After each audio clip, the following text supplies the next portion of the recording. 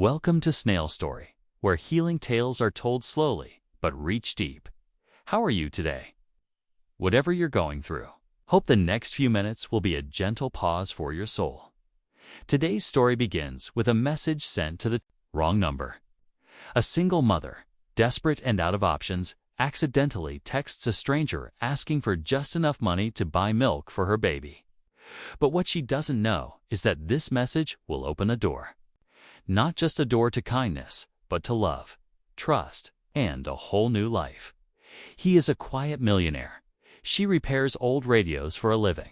And the baby is the reason they both chose to stop, to slow down, and to stay. If this story touches your heart, don't forget to like, subscribe to the channel, and leave us a comment. Now, let's begin. Lena Rowan's repair shop sat quietly beneath an old, worn-out awning at the corner of a street barely traveled unless someone took a wrong turn. The wooden sign above, weathered by years of sun and wind, bore hand-carved words that had faded to a soft gray. Cassette players, radios, vintage tapes, we don't replace the past. We help it play again. A place forgotten in an age ruled by smartphones and Spotify. But this was Lena's world, the world of magnetic tape reels. The gentle hiss and hum of worn-out machines and scratchy old songs that stirred memories long buried. That afternoon, she was elbow-deep in the guts of a 1985's Sony deck for an elderly customer when the soft chime of the wind bell above the door rang out. It wasn't the familiar jingle of a regular, nor the quick rhythm of the parts delivery guy. A man stepped in tall, well-dressed. Sleeves of his crisp white shirt rolled up neatly, though dust from the road clung faintly to his clothes. He carried a square wooden box, holding it with both hands like something that might break if handled the wrong way. "Excuse me," he said gently. "I heard this is where they still fix old radios." Lena looked up, wiping her hands on an old elastic rag, her gaze narrowing on the item he held. "What kind?" she asked. He placed the box on the counter and lifted the lid. Inside was a 1972 National Radio walnut wood casing. Brass knobs worn smooth, but still intact. "My mother used to listen to it every morning," he said softly. "I haven't had the heart to throw it out for 10 years. But now I'd like to hear it again." Lena stared at him, just a bit skeptical. She had met plenty of vintage lovers before, but men like him leather shoes. Sleek metal watch usually only bought things for display, not to truly listen. "It won't be easy," she replied. "It might be anything from the amplifier to the tuning circuit. I'll have to take it apart completely to know." "Can you try?" he asked. She studied him a moment longer, then nodded. "All right, but I fix based on instinct. I don't swap in modern chips. If you want Bluetooth or MP3 playback, no. I want it just the way it was." The look in his eyes made her pause for a moment. There was something familiar. There's something. Like the look of someone who had lost someone dear or was trying to hold on to something slipping away. She reached out and took the radio. Heavy, warm. It smelled of old wood and a faint hint of candle. Wax memories soaked into it over the years. "What's your name?" she asked as she carried it to her workbench. "Elliot. Elliot Grant." Lena hesitated. The name sounded vaguely familiar. But she didn't read business news or have time. "For TV, I'm Lena. If we're lucky, you'll be hearing it again by next week." He smiled, tired, grateful kind of smile. "I'll come back." And as Elliot stepped back out the door, the late afternoon sun dipped behind him, casting long shadows. Lena turned back to her tiny screwdriver and flashlight, heart carrying something quietly unfamiliar. Perhaps it was the way he'd looked at the radio, just like she had. The first time she played her old cassette deck again after the day her father passed. Lena Rowan's shop stood on a narrow street, tucked between two shuttered coffee stalls and a quiet pharmacy that hardly saw any customers. People in the neighborhood were used to the sight of a young woman in rolled-up linen sleeves, hunched over an opened cassette deck, or blowing dust out of the tiny slits in an old radio speaker. They were used to the crackling hum of stretched out magnetic tapes, the clatter of screwdrivers on metal, and even the scent of the past, old wood, rusted metal, and time-stained paper. Who even listens to cassette tapes anymore? Everything's on the phone now. What's the point of a radio? Lena had heard those lines hundreds of times. She would only smile in return. She knew that antiques weren't for utility, they were for remembering. Most of her customers were elderly silver-haired men, hunched grandmothers clutching cassette players from the days when their husbands were still alive, or tape recorders sent by sons from America 30 years ago. They brought them in with eyes full of fragile hope, as if she couldn't fix them, the memories might disappear for good. Can you open this music box? It stopped playing after my wife passed away. This tape recorder doesn't run anymore, but it used to have my mother's voice on it once. An old man came in with a tiny red cassette player, his hands trembling as he gently placed it on the counter. My grandson Wee's voice is in here, he whispered. He's gone now.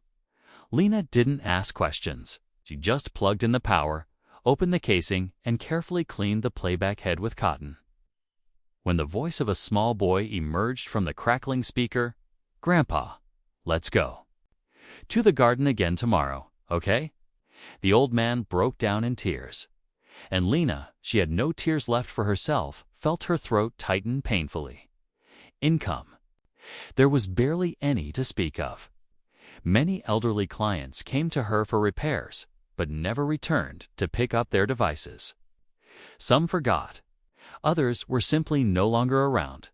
Lena never threw them away. She kept everything, carefully labeling each one. Beige cassette radio, Mrs. Ann hasn't picked up Toshiba voice recorder. Mr. Vin, no contact. Each item rested silently on a long shelf by the wall, like a quiet graveyard of memories. Some nights, Lena would turn them on one by one, not out of curiosity, but as a way to preserve the scattered fragments of unfinished stories.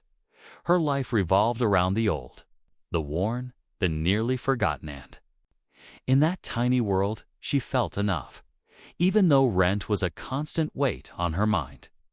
Even though some days she only ate bread to save milk for Leo.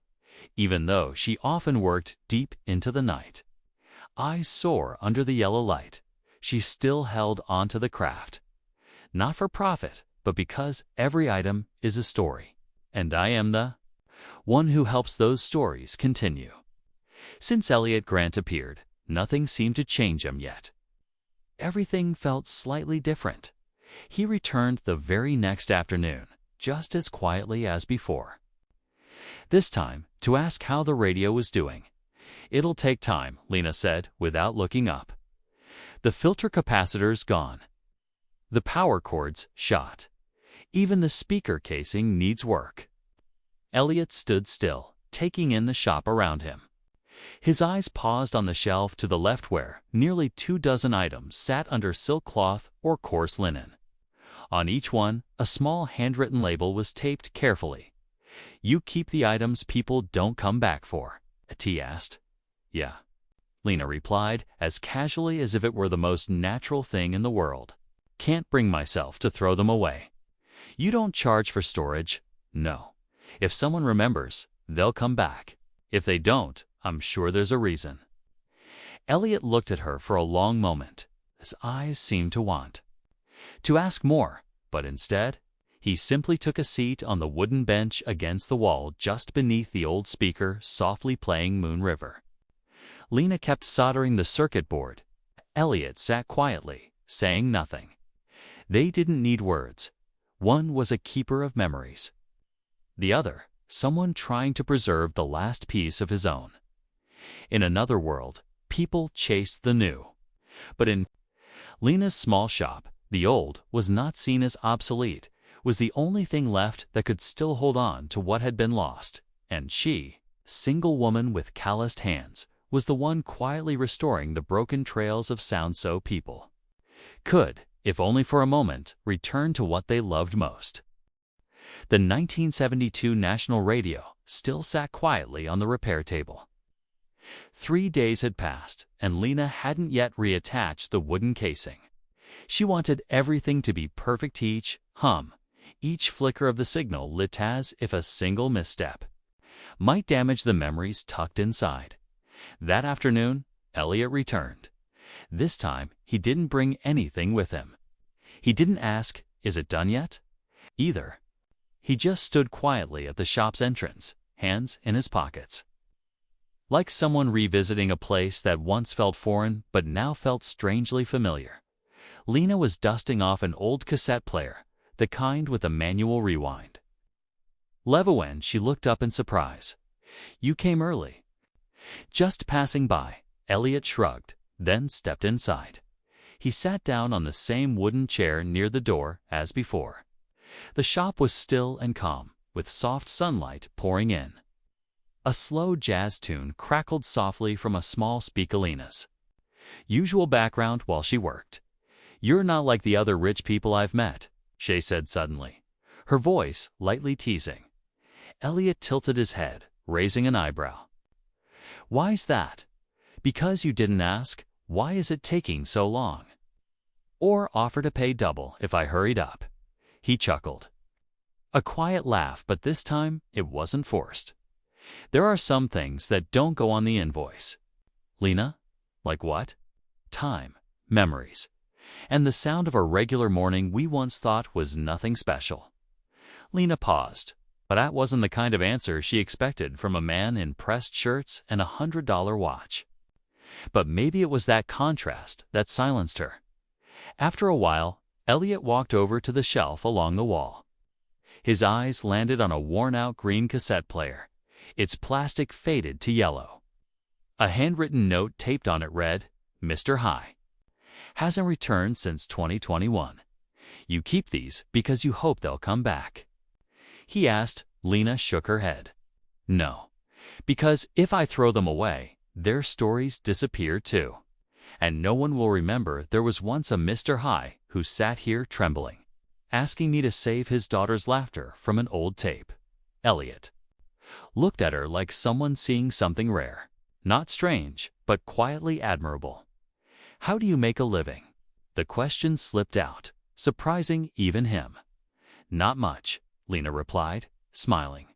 "Thanks to a few elderly folks who still believe memories are worth mending instead of forgetting. And thanks to my neighbor who lowered the rent when he saw me carrying my baby to work at 6 months old." Elliot fell silent again, eyes drifting toward a small photo on the wall, a picture of baby Leo. Eyes shut, clutching a milk bottle. Sleeping on an old cloth. "Leo's father?" he asked, hesitant. Lena didn't answer right away. Her hands kept working on the cassette deck in front of her. As if pausing might make the story too real. "He disappeared when he found out I was pregnant," she said. Her voice was steady, not bitter, not sad, just a line crossed off a long to-do list. Elliot nodded. He didn't ask more. Some wounds you just need to know they exist. You don't need to press into them. From that day on, Elliot came by more often. Sometimes he brought old tape boxes. Sometimes he just sat quietly, listening to the music from a freshly revived radio. One time, as Lena was fiddling with a playback head on a late 60s cassette deck, he suddenly spoke. "My mother taught me how to press record. She used to say, never cut through a recording because you can't capture the same emotion twice." Was she a teacher? No. She recorded diary entries on tape. Every night, she'd sit alone, talking to herself, like a way to stay anchored, not get lost in the crowd. Lena looked at him, really looked, and for the first time, she saw a scratch in his polished armor. One he hadn't tried to cover up. He hadn't brought the radio just to hear an old song. He had come searching for a part of his mother, a part of himself, and maybe a piece of twee. What people call wholeness. That evening, after Elliot left, Lena stood silently in front of his mother's radio. She had just replaced the playback head, adjusted the speaker, and the sound now came through clear, no longer distorted. She didn't know why her heart was beating so fast. Only that in that moment, she was afraid that once she returned, the radio, he might never come back again. Saturday. The afternoon drifted by slower than usual, as if the whole city, too, was tired. The shop was quiet, so only the ticking of the wall clock and the lazy spin of the ceiling fan filled the silence. Lena sat behind the counter, back resting against the wall, eyes half closed. In her hand was the electricity bill that had been slipped. Through the door that morning, a bright red number staring back at her, making her chest tighten. Beside her, in a small cradle placed just under the counter, Leo, her baby boy, slept fitfully, his hunger stirring beneath the surface. The last can of formula had run out that morning. His noon bottle had been just warm water with a few spoonfuls of thin porridge, and by nightfall there might be nothing left to mix. Lena clenched the bill, her fingers trembling.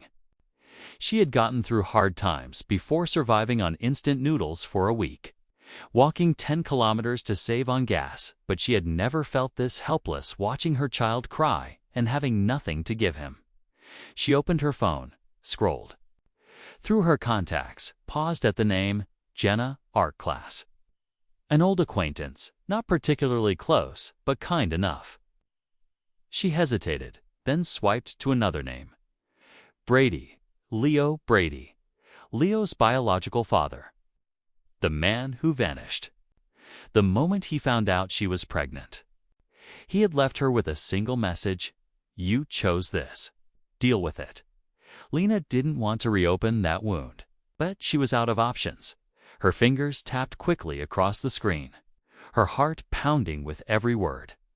"I'm sorry to text you. I just need to borrow $40 to buy formula for Leo. I'll pay it back next week. I honestly have no one else to ask." She hesitated, read the message again, bit her lip, then pressed send. The message went through. 2 blue ticks appeared right away. 1 minute, 2 minutes. No reply. Lena exhaled shakily. Of course, she knew better than to hope. She set the phone down, bowed her head, and gently brushed the wisps of hair from Leo's forehead. His eyes were closed, his tiny hands still clutching a worn cloth. Suddenly, her phone buzzed. Lena jumped, her heart racing. She snatched it up, eyes scanning the screen. "I don't think this message was meant for me." She froze. The sender? Elliot Grant, the number she had saved a few days earlier, when he'd left it to check in on his radio repair. The blood drained from her face. She had sent it to the wrong person. That desperate message, her most humiliating cry for help, had gone to a customer. And not just any customer, but him. The quiet man who always entered her shop with calm steadiness and eyes that seemed to see right through things. Frantically, Lena typed, "Oh, I'm so sorry. I'm really embarrassed. That message wasn't meant for you. Please ignore it. Truly, I'm sorry." She hit send, then flipped the phone face down, her heart ready to explode from shame. She stood up, began tidying the shop in a frenzy, as if keeping her hands busy would keep her mind from spinning. A few minutes later, the phone buzzed again. Lena didn't want to look, but eventually, she bent down and flipped it over. A new message: "Do you actually need milk for your baby?" She bit her lip, wanted to lie, wanted to write, "No, I'm fine. Don't worry." But then came the soft sound of Leo breathing from the cradle, and her throat tightened. She replied, "Yes, but I'll manage. Please don't worry." The message was sent. This time, she didn't bow her head.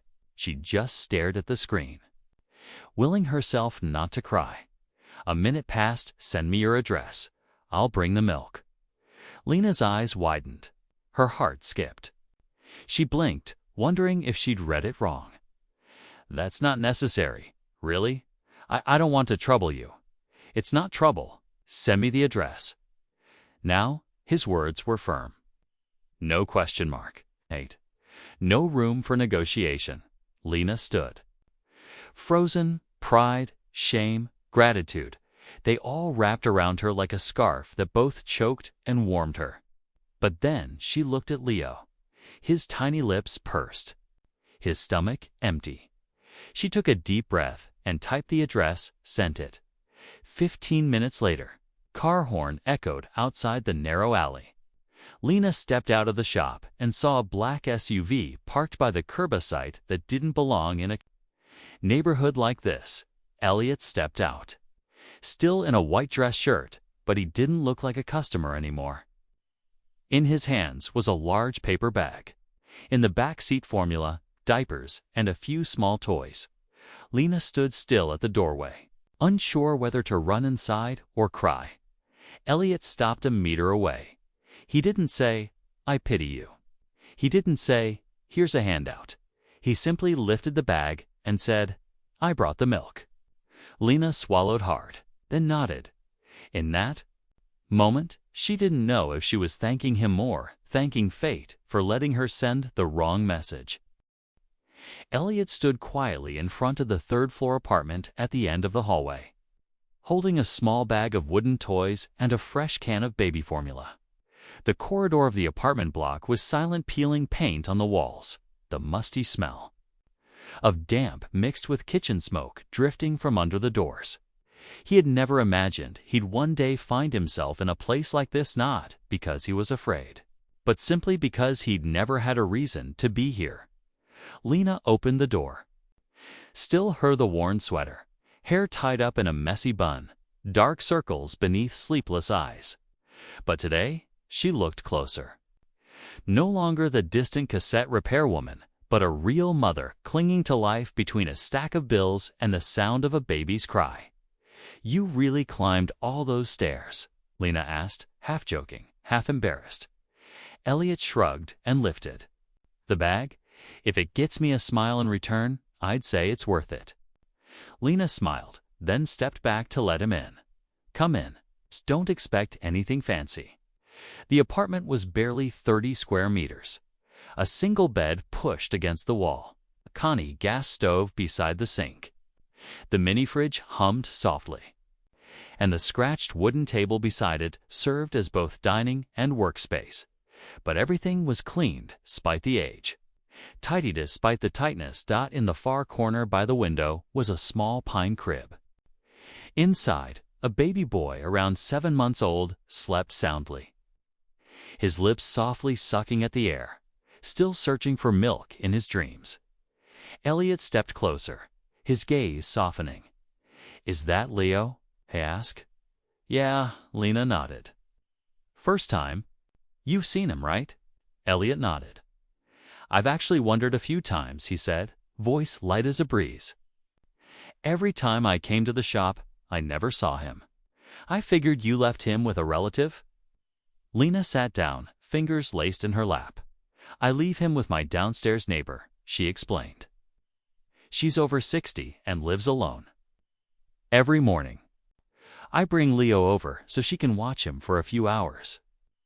I rush back at noon to feed him, then back to work. Some days I bring him with me, wrap him in a blanket under the work table, lull him with old music." Elliot glanced around. The apartment didn't have any large windows, just a tiny ventilation gap above the sink. The air was stuffy, the light dim, but every diaper was neatly stacked, every corner carefully arranged. "How do you manage?" he asked, not out of curiosity, but genuine admiration. "When I can't manage, I just endure. But at least I don't steal. I don't lie. I just do what I can." Elliot stepped forward and placed the small bag on the table. Inside were a few wooden toys he'd picked up while waiting at the pharmacy, a little horse, a hand-cranked drum, and a heart-shaped music box. "You didn't have to do this," Lena said softly, though her voice had grown gentler. "I know. But I wanted to." She fell silent, fingers brushing the lid of the music box. The scent of smooth wood drifted faintly in the air. When she wound it up, a tune began to play, not perfectly clear, but enough to stir something long forgotten. And gentle Elliot watched Leo for a long time. Then, very gently, he bent down and touched the baby's cheek with the tip of his finger. Leo stirred slightly, then drifted back to sleep. That tiny face made Elliot's heart go still for a moment. He didn't understand why. But the image of this child in a small, quiet room with nothing but a mother's love felt more peaceful than any 36-story office tower filled with air, conditioning, and polished glass. "When my mother died, didn't know what she left behind for me," Elliot said, eyes still on the baby. "Not until I found that radio and the old tape. Her voice was on it, every word recorded, as if she knew I would lose my way." Lena looked up. "Did you find your way back yet?" "Not yet, but I think I'm heading the right direction." He turned to face her, "And I'm still not sure whether I should thank that wrong message." Lena blushed. She didn't know what to say. She didn't want to be a charity case. She didn't want to be someone he rescued only to leave behind like a beautifully sad story. But Elliot's gaze wasn't pitying, it was present. A quiet look that said, "I see you. And I'm not going anywhere." Ever since that evening when Elliot visited her home, everything seemed to stay the same, and yet something had quietly shifted.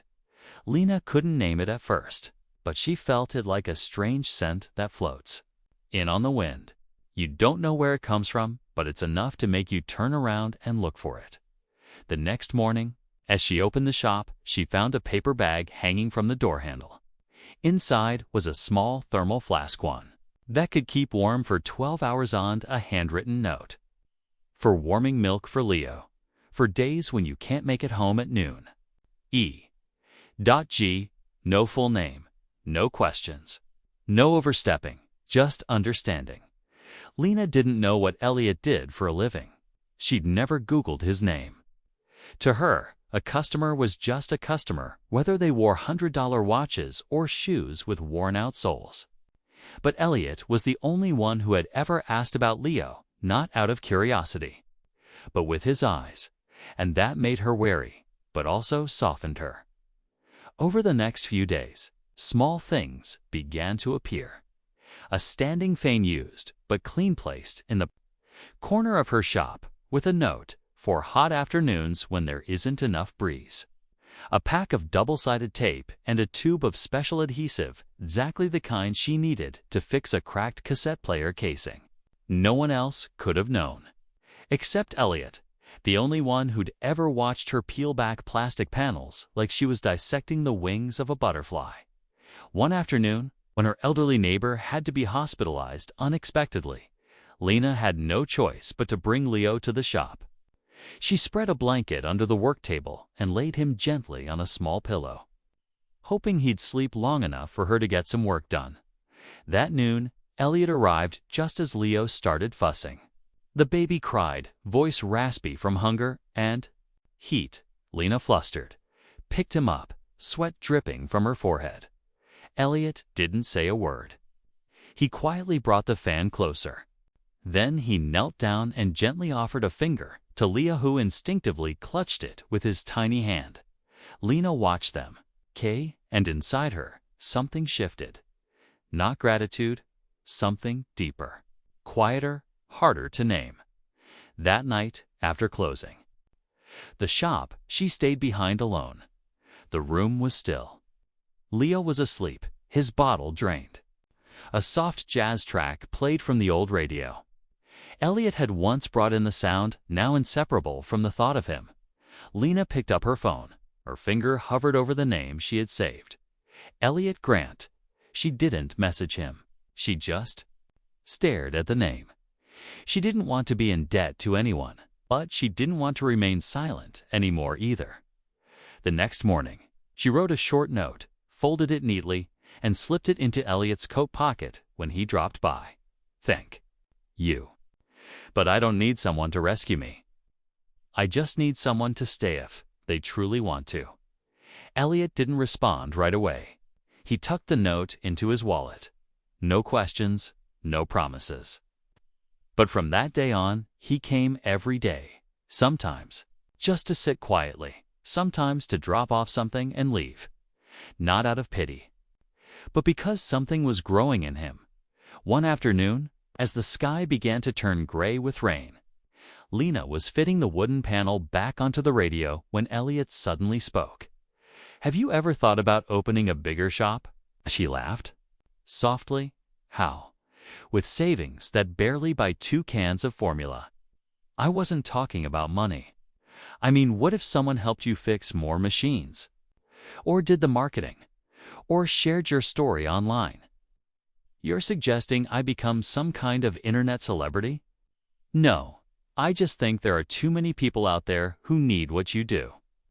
They just don't know there's still a place where the past can be repaired." Lena went silent. For the first time, someone looked at her work not as some outdated job, but as a mission. That evening, as she lifted Leo and gently laid him in his crib, she stared at the tiny boy in her arms and wondered if one day he grows up and asks me, "Mom, what did you believe in?" What would I say? Maybe she once believed things would only get worse. But now, through the quiet, thoughtful gestures of someone who never asked to be thanked, she was beginning to believe the world still had space for gentleness, and maybe, just maybe, that space was slowly opening up in the little repair shop at the corner of the street, where old songs crackled through dusty speakers, warm milk steamed in a flask, and the eyes of a man step by step were finding their way into her heart. The morning started like any other, a cup of black coffee, the soft crackling of a cassette player in the corner, and the babble of baby Leo from the cradle tucked under the workbench. Elliot arrived early, not with a radio or tape recorder this time, but simply to sit quietly by the door.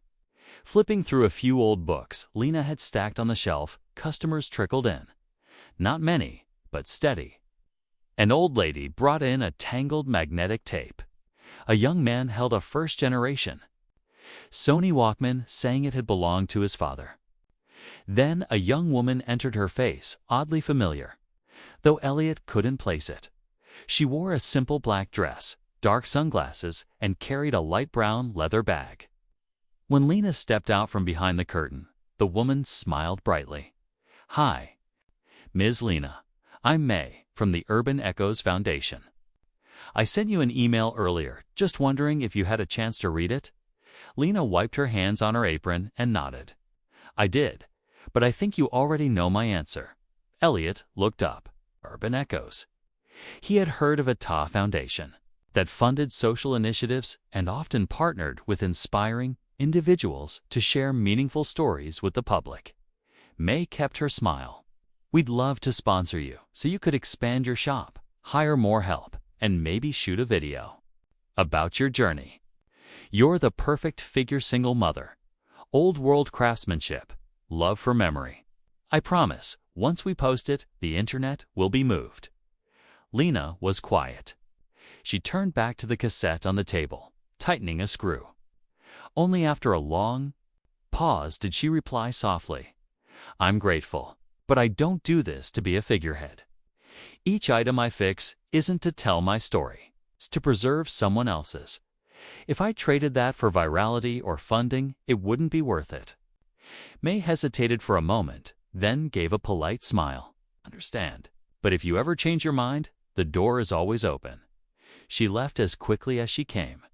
The glass door shut behind her, leaving a quiet stillness in its place. Elliot was still sitting there. Silent, Lena turned and saw him watching her. But his gaze wasn't the same as before. It wasn't admiration. It wasn't surprise. It was something closer, softer, and deeper. "You heard that, didn't you?" Lena asked, without flinching. "I did. Do you think I'm stupid?" "No." Elliot shook his head. "I think you're brave. Quietly brave." Lena smiled but said nothing more. But inside, something melted. Perhaps, for for the first time. Someone truly understood why she'd kept this little shop all these years, knowing it would never be enough to make a living. That evening, Elliot stayed later than usual. Leo was asleep. The shop was empty. Lena was polishing the surface of an old silver speaker when Elliot suddenly spoke. "Have you ever been in love?" The question landed softly like a drop of water into an empty glass. Not sudden, but enough to stir the heart. Lena stopped. Looked up. "I have. But I've never been able to keep it." Elliot nodded, as if he'd expected that. Then he said slowly, "I used to think I'd been in love. But now I realize it was admiration, or infatuation, or just fear of being alone. Only after meeting you did I understand what those feelings were not." Lena held her breath. "And now?" she asked. Elliot didn't answer right away. He stood, walked toward her, and stopped just in front of her. He looked into her eyes and flinching. "I don't know exactly what this is, but I know. I want to be here every day. Not out of pity, not because I owe you anything, but because I miss you when you're not around. And because I feel lighter sitting in this shop, listening to Leo breathe and watching you mend the pieces of time." Lena pressed her lips together. Her heart pounded. She didn't know what to say, but something within her began to bloom, like a flower long frozen, finally daring to open its petals. Elliot brought a surprise on Saturday morning. He showed up early, not with a paper bag or an old radio, but with a simple invitation. "Can you close the shop for one afternoon? I'd like to take you and Leo for a walk." Lena paused, looking up from the workbench. "Where to?" "The park by the lake. There's shade, places to sit. I know a little ice cream cart. They're really good stuff. I think Leo will like it." She looked at him, hesitant. Her instinct for caution made every invitation feel like it came with strings. But then she saw the look in Elliot's eyes, no urgency, no expectations, just a quiet desire to share a moment of space. That afternoon, the park was windless. The lake lay still, like glass. Golden light filtered through the thinning leaves, soft and warm. Never harsh. Leo slept peacefully in the stroller. Elliot sat beside Lena on a wooden bench, holding a cup of soft strawberry ice cream, occasionally offering her a spoonful. "You always seem to find the best places," Lena teased gently. "Maybe because I need them more than most." She looked at him. Elliot leaned back slightly, eyes following a small boat drifting in the distance. In that moment, he didn't look like a CEO or a man who once lived on the 36th floor of a glass tower. He looked like someone who had been lost for a long time and had just found his way back. "How lonely were you?" she asked quietly. He didn't answer right away. "I grew up in a house so quiet it was almost frightening," he finally said. "My father died young. My mother was always waiting for something that never came." She didn't cry, didn't laugh, didn't tell stories. She just recorded everything like she was afraid she'd disappear. "Did you ever ask her why?" "Oh, I did," she said. "If one day I'm no longer here, at least you'll still hear my voice and know I once truly existed." Lena's fingers clenched slightly. Her heart tightened not out of pity for Elliot, but because she understood. She knew the feeling of being a child, learning how to hold on to love when everything around you was slowly fading. The air between them softened. Neither of them needed to say, "I understand you," or "I care about you." Okay. They just quietly shared a spoonful of ice cream, a glance, a gentle sigh, as if all distance had dissolved into the honesty of the moment. Leo stirred awake, his eyes half open, his little mouth seeking his fingers. Elliot leaned in and gently touched the boy's forehead. "Good afternoon, little guy." Leo looked at him. No crying. Just reached out and touched the fabric of Elliot's white shirt, like he recognized the voice. Lena smiled faintly. And in that moment, she saw something unfamiliar. A small family. Not made of blood or papers, but of real, honest feeling. And then a voice called out from behind. "Lena." She froze. Her heart skipped. She turned her head. Elliot, instinctively, looked too. A man was walking toward them, thinner than before. Wearing a faded blue shirt, hair slicked to the side, a strained smile on his face. She knew instantly. Brady, Leo's biological father. Lena, the sound of her name soft as it was made her blood freeze. Elliot stood just behind the stroller, watching as Brady walked closer, his eyes squinting slightly, trying to make sure he was seeing who he thought he was. Lena stood, still, gripping the stroller's handle. The wind had stopped. Even the air seemed to hesitate. Brady stopped a few steps away. He no longer looked like the man she remembered. His face was thinner. His eyes no longer held the arrogance of the past, but something restless, uncertain, like a man who knew he no longer had the right to speak. "You doing okay?" he asked. Lena didn't answer right away. She looked at Leo, then at Elliot's, seeking either support or an escape. Elliot took a step back, giving space between them, but his gaze remained steady, not to interfere, but to protect. "What are you doing here?" Lena's voice was low, rough. Brady licked his lips, avoiding her eyes. "I heard you still lived around here."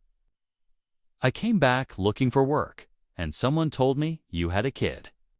Elliot tightened his grip on the stroller. His heart sank. Brady hesitated. "Is he mine?" Silence fell like a stone.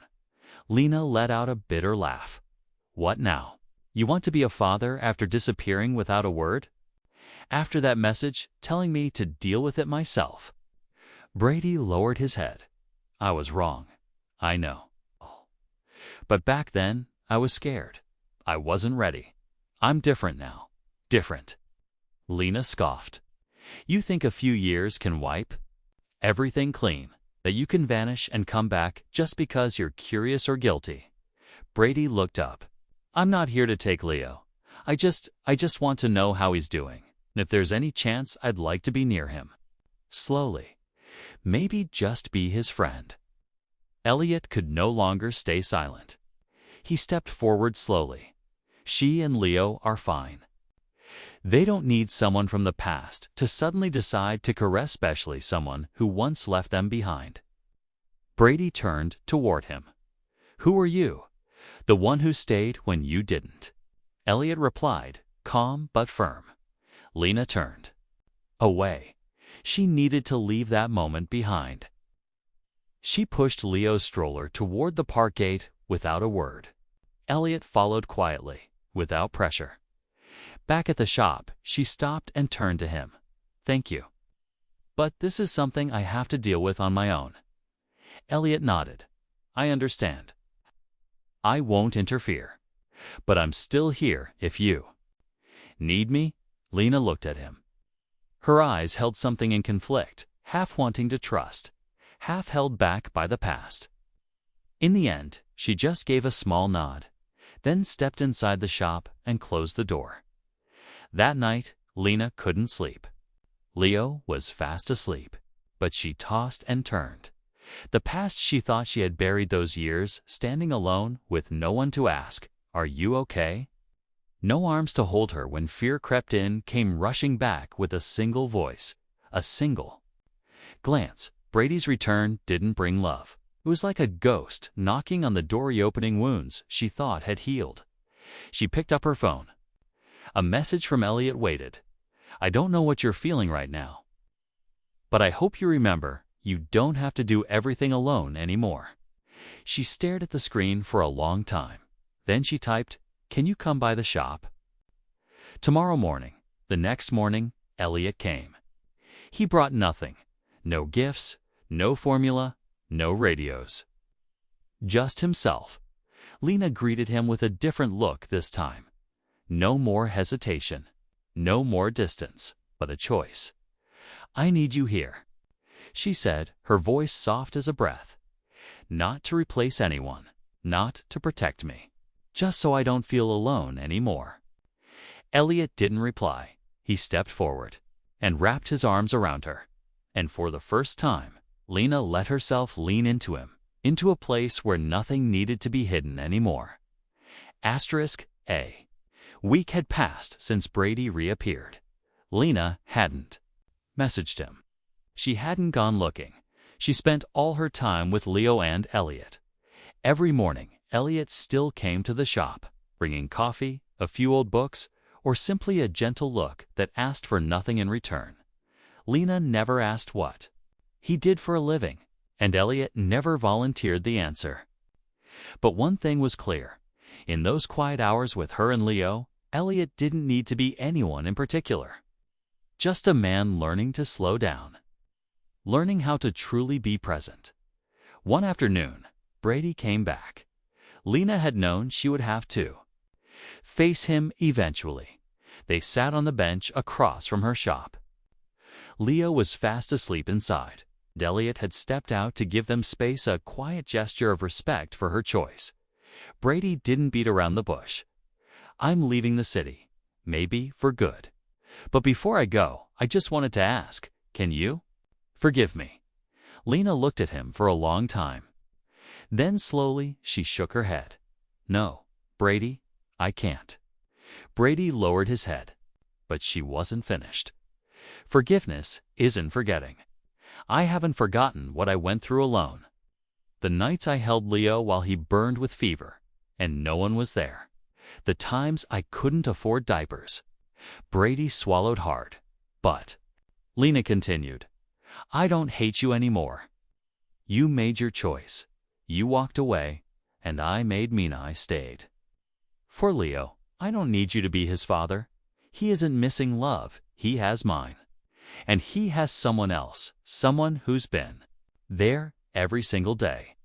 Brady looked up, eyes brimming, but clearer than before. I hope you're happy. He said at last for the first time. He said it with no hesitation. Then Brady stood and walked away without turning back. That night, when Elliot returned to the shop, Lena didn't say anything. She just opened the door and led him into the small kitchen, where Leo lay sleeping peacefully in her arms, warm and safe. Elliot sat down beside her. Have you ever thought about staying? She asked softly. Elliot looked at her. Staying where? Here, in this life. Not as a hero, but as a father. A friend, someone who gets called when there's good news or bad. Elliot didn't answer right away. He reached out and gently brushed Leo's soft hair. I used to think I didn't deserve the small things because I grew up with too many empty spaces. But now I know I'm ready. Lena looked up at him. Elliot leaned in and pressed a kiss to her forehead. We'll go slow, he whispered, but we'll be sure. The story doesn't end with a confession of love or a wedding. It ends with Elliot bringing a few books to the shop, placing down a small mattress so he could stay overnight, sometimes when Leo had a fever.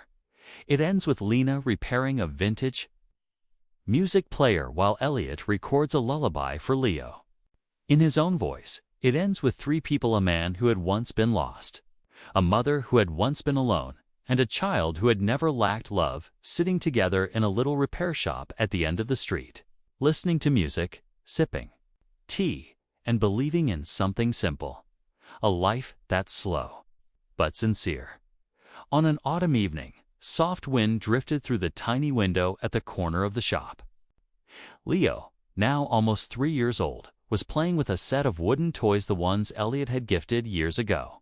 He babbled endlessly, his round dark eyes a mirror of his mother's from long ago.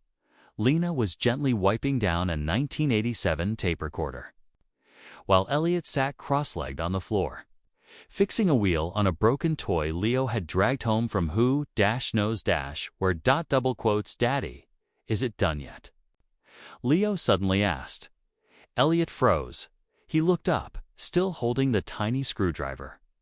Lena raised her head from the workbench. They looked at each other. What did you just call me? Elliot asked, his voice soft. Leo stared at him, unblinking. "Daddy, is it done yet, Daddy?" Not by accident, not a slip. Not something he'd been told to say. It was a name spoken naturally. From a child whose heart remembered that this was the man who always caught him when he fell. Always made milk when he was hungry. Always sang him to sleep after a nightmare. Elliot felt his eyes sting, in a way that was unfamiliar. Unexpected, Lena stood there, saying nothing. She simply looked at him, the man who had spent his life surrounded by empty space, since now sitting in an old, cluttered shop, wrapping his arms around a small child and whispering as if to himself. "It's done now, son." Leo laughed. He threw his arms around Elliot's neck, then ran off with the toy clattering behind him. Lena walked over and leaned her head gently on Elliot's shoulder. "I never thought," she murmured. "Neither did I." Elliot replied, "But I think we've found the right road, even if it took us a while." They both watched Leo, a boy who once came from a past full of shadows, now running freely in the golden light of day's end. And they knew. It wasn't life that gave them a happy ending. It was them, choosing to keep going slowly, sincerely, and without turning back. Contrary to what people might imagine about a CEO's proposal, Elliot didn't choose a fancy restaurant. There was no string quartet, no fireworks. He chose the tiny kitchen. In Lena's old apartment, the very place where she first warmed milk for Leo, in the thermal flask he had brought her. That night, Leo was already asleep. The room was bathed in the soft glow of a warm yellow light, with gentle jazz humming from the old radio, the very first thing that had brought them together. Elliot stood by the sink, his hands still soapy as he washed dishes beside Lena. Suddenly, he turned and reached into his shirt pocket, pulling out a small velvet box.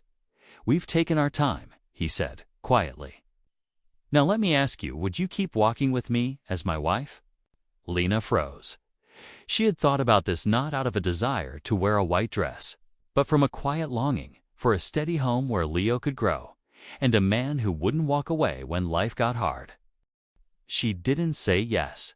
She just nodded and stepped forward to hold him the same way she had on the days when everything felt unsteady, after a small lakeside wedding with just a few close friends, their elderly neighbor, and Leo walking.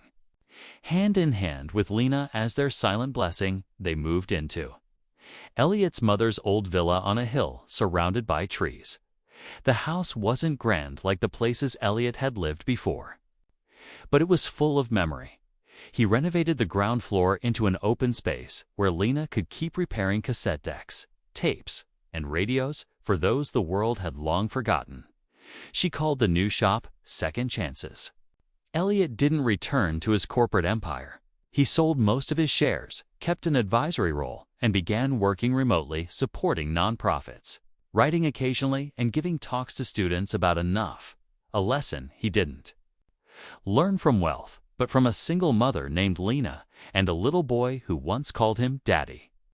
Once, in a quiet interview, a reporter asked Lena, "What does it feel like going from a single mom who couldn't afford formula to the wife of a millionaire?"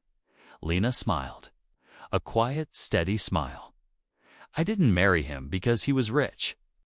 I said yes because every morning he still knows exactly where to turn the volume knob on my radio. And because he's never missed a single night, Leo had a fever even at 2 a.m. and every weekend afternoon as music played from an old tape deck. Leo, now 5 years old, would climb onto the wooden stool, assembling parts with his mother, as if the modern world outside didn't exist. All he knew was this: love is when mom and dad never leave each other, even when it rains. Asterisk.